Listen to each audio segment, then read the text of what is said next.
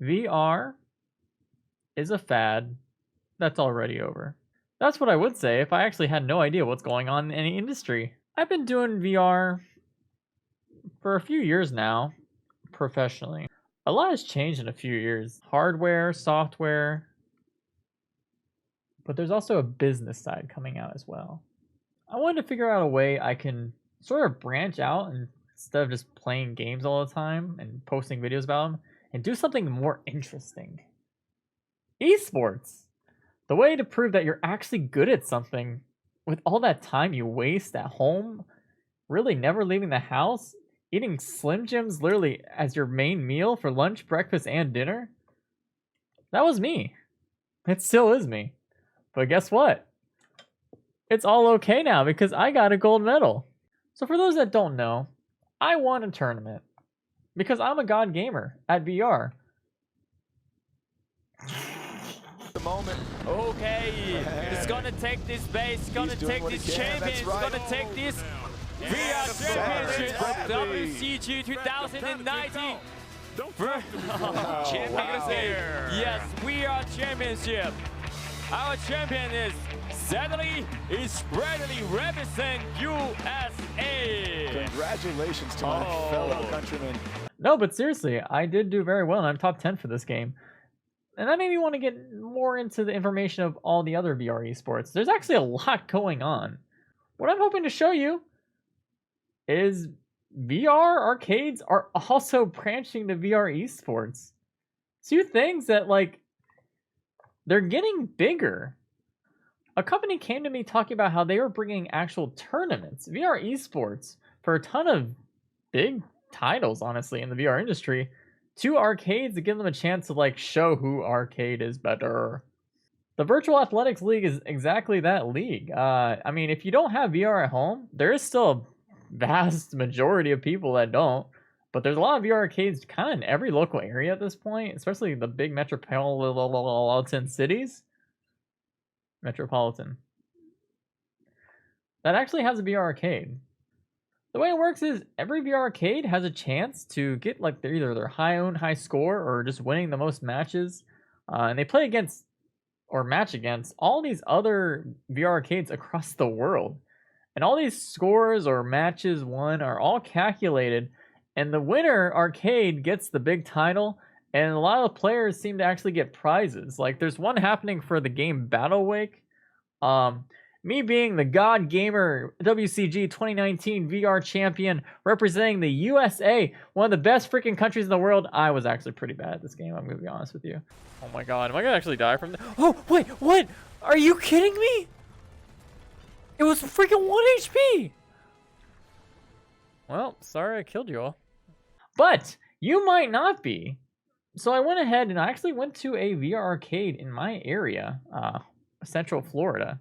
There I went to actually talk to one of the owners of the arcade. Very nice guy. His name was Nick. I'm Nick from VR Territory Orlando. I'm the technical manager here. I'm also the co-owner with my dad, Mitch. We've been here for just over a year. Our opening day was June 1st, 2018. It's really nice to see these VR arcades. These people are very passionate about virtual reality. All right, so what got you into starting a business in VR? I simply wanted a place like this around here. There was simply none. I just came home after living in Indiana for a year, and I mentioned to him that I wanted a place just like this. He has always wanted a business of sorts, and this was his... This was something he really liked the sound of, and he thought it would do really well. Especially being in Orlando, it's a very tourist-central area, so they get to come here and actually try out VR for themselves at these arcades, and not just in Orlando, but all over the world. I know VR arcades are huge in China, huge in Europe as well. You can see literally every entire participating location or VR arcade on their website for each game tournament. They seem to do a different game each time they do this tournament. This weekend is actually the Battle Wake one. So even if you haven't played it, there's a lot of chances that a lot of the other arcades haven't really had much time to play it either. It's a fairly new game, actually. So you can just you know, build a sense of community in your area. You can also meet up with people that also are really interested in VR. Where do you think VR will take esports in the following years? I think it'll open up quite a few more to esports.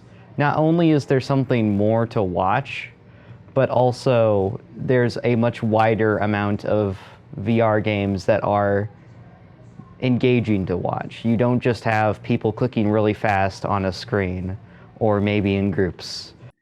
In this Battle Week tournament happening literally this weekend, September 19th, starting right now, pretty much when you're watching this video at your local VR arcade, possibly blvr.com, shill.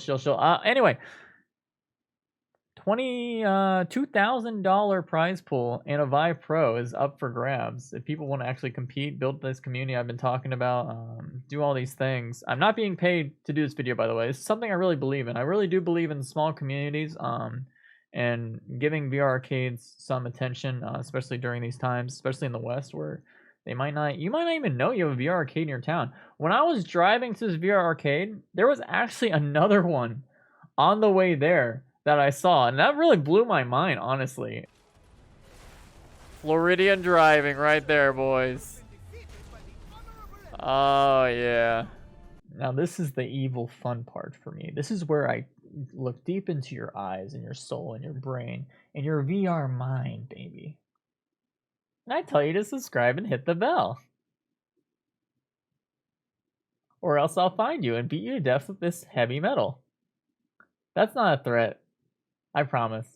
Don't sue me.